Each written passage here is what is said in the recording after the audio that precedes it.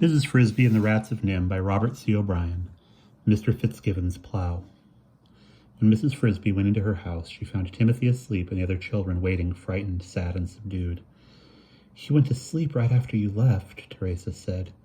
"He waked up twice, and the second time he wasn't delirious. He said his chest hurt and his head hurt, but, Mother, he seemed so weak he could hardly talk. He asked where you were, and I told him, then he went back to sleep." Mrs. Frisby went to where Timothy lay, a small ball of damp fur curled under a bit of cloth blanket. He looked scarcely larger than he had when she and Mr. Frisby had carried him to Mr. Aegis as an infant, and the thought of that trip made her wish Mr. Frisby were alive to reassure the children and tell them not to worry, but he was not, and it was she who must say it. "Don't worry," she said. "Mr. Aegis gave me some medicine for him and says he will recover." She mixed the contents of one of the packets, a gray-green powder, in water, and then gently shook Timothy awake. He smiled. "You're back," he said in a voice as small as a whisper. "I'm back, and I've brought you some medicine. Mr. Aegis says it will make you all right." She lifted his head on her arm, and he swallowed the medicine. "I expect it's bitter," she said. "It's not too bad," he said. "It tastes like pepper," and he fell back to sleep immediately. The next morning, as predicted, his fever was lower, his breathing grew easier, and his heartbeat slowed down. Still, that day he slept 7 hours out of each 8. The next day he stayed awake longer, and on the third day he had no fever at all, just as Mr. Aegis had said. However, since Mr. Aegis had been right in all that, Mrs. Frisby knew that he was sure to have been right in the other things he said. Timothy was not really strong yet. He must stay in bed, stay warm, and breathe only warm air. During those 3 days, she had stayed close by his side, but on the 4th, she felt cheerful enough to go for a walk and also to fetch some more of the corn from the stump so they could have it for supper. She went out her front door into the sunshine and was surprised to find a spring day waiting for her. The weather had turned warm while she stayed indoors. February was over and March had come, as they say, like a lamb. There was a small dampness in the air as the frosted ground thawed. A smell of things getting ready to grow. It made her feel even more cheerful than before, and she walked almost gaily across the garden. And yet, despite the fine warmth of the day, indeed, in a way because of it, Mrs. Frisby could not quite get rid of a nagging worry that kept flickering in her mind.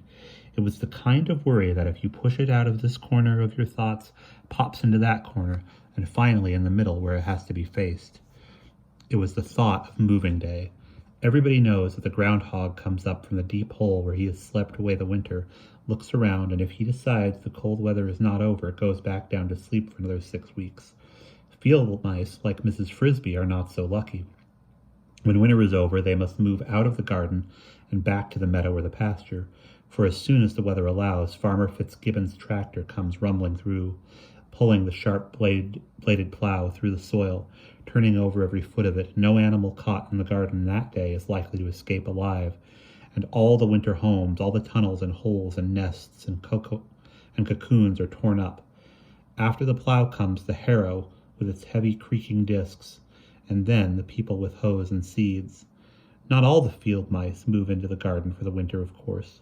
Some find their way to barn lofts. Some even creep into people's houses and live under the eaves and attics, taking their chances with mouse traps. But the Frisbys had always come to the garden, preferring the relative safety and freedom of the outdoors.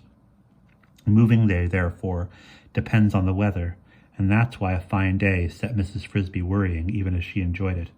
As soon as the frost was out of the ground, the plow would come, and that could happen as much as a month earlier or later, 1 year than the last. And the worry was this: if he came too soon, Timothy would not be able to move. He was supposed to stay in bed, and moving meant a long walk across the field of winter wheat, up and down the hill to the brook's edge where the Frisbys made their summer home. Not only that, the house itself would be damp and chilly for the first few weeks, as summer homes always are, until early spring turned to late spring and the nights grew truly warm. This was something that Mrs. Frisby and the children did not ordinarily mind. Moving day, in fact, was normally a gay time, for it marked the end of the gray weather and the frost. It was the beginning of a summer holiday. But this year, now that Mrs. Frisby had faced the problem, she did not see any answer except a hope that the day would not come too early. In another month, according to Mr. Aegis, Timothy would be strong enough. Perhaps she was only borrowing trouble.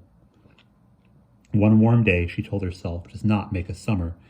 No, nor even a spring.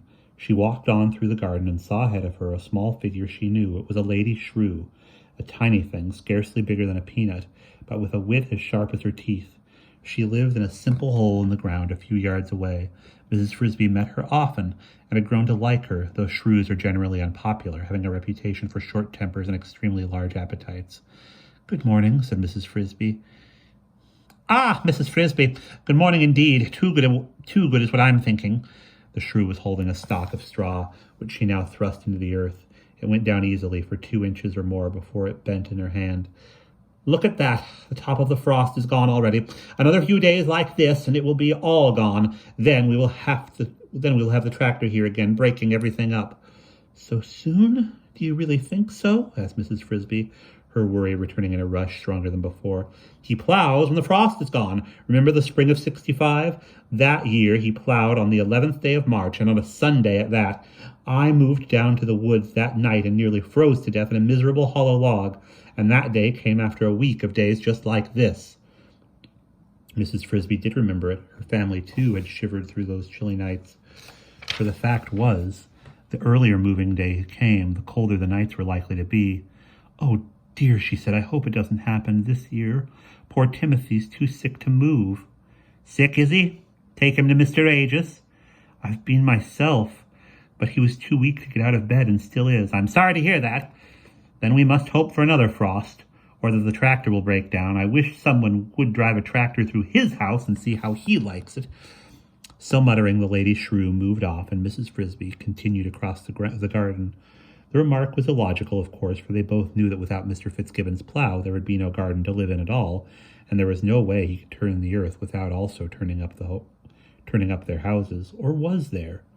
What the shrew had said was meant to be sympathetic, but it was not helpful. It meant, Mrs. Frisby realized, that she, too, could see no solution to the problem. But that did not mean that there was none. She remembered something her husband, Mr. Frisby, used to say. All doors are hard to unlock until you have the key. All right, she must find the key, but where? Whom to ask? And then, as if to make things worse, she heard a sound that filled her with alarm. It came from across the fence in the farmyard, a loud, sputtering roar. It was Mr. Fitzgibbon starting his tractor. And that is the end of that chapter.